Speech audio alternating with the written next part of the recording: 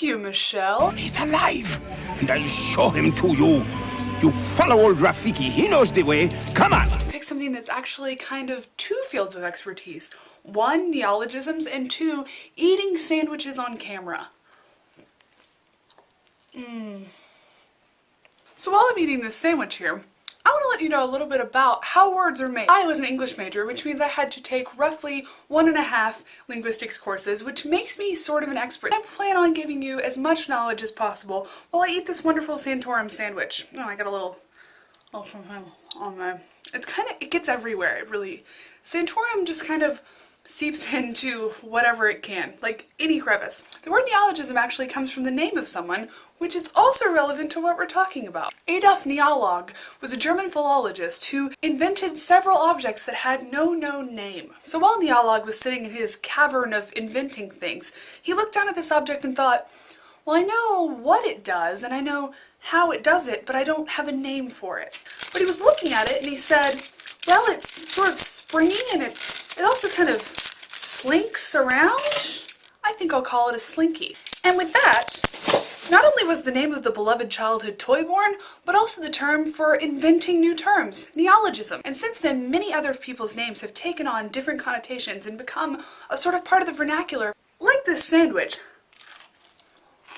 Neologisms can be a bit sticky. For instance, current presidential candidate Rick Santorum waged war with the wrong journalist. A couple of years ago, I don't actually know when because I'm not a history expert, Dan Savage, the noted columnist for several different blogs, newspapers, and other things that are not video blogs, decided that he wanted to give the name Santorum a sort of different meaning altogether. Now, I won't tell you what Santorum is because the beautiful magic and mystery of Rick Santorum's name is sort of best left to just Googling. God, I can't believe I'm talking about this. However, I will say that it makes a fantastic sandwich. It's like way better than other sandwiches I've eaten on this channel. Another common term that involves taking someone's name out of context is when you say someone Mosby'd something. For fans of How I Met Your Mother, you know that when you Mosby something, it's when you overthink it until it becomes almost impossibly romantic and wonderful, and one day, everything's gonna work out. For instance, I'm Mosbying when I say I should keep doing these video blogs because one day someone's gonna see them and they're gonna take me seriously. Fans of the two people who kind of inspire me to even film myself or do anything ever. Yeah, those guys. They probably will remember a certain company that screwed over a lot of people on a lot of different medicines. That's right, Warner Chilcott. Basically, when you Warner Chilcott somebody, you put yourself first, your money first, and nothing else in the world first. And that is a neologism for the ages.